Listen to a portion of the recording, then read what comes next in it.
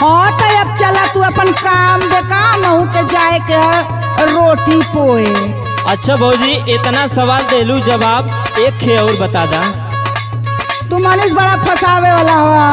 नहीं भौजी एक ही सवाल बस लास्ट सवाल तो से पूछा। बम्बई से आइला ना कुछ देहला ना लेहला। इतना छोटिया का सवाल है भौजी। गल्ला में हाथ नावे। सुना भौजी सुना। जल्दी पूछा।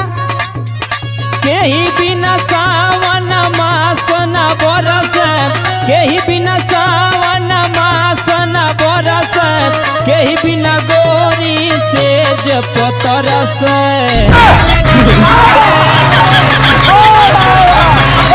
ए बबुआ का भौजी ई कौन बड़का सवाल है कि हम जवाब न दे पाई।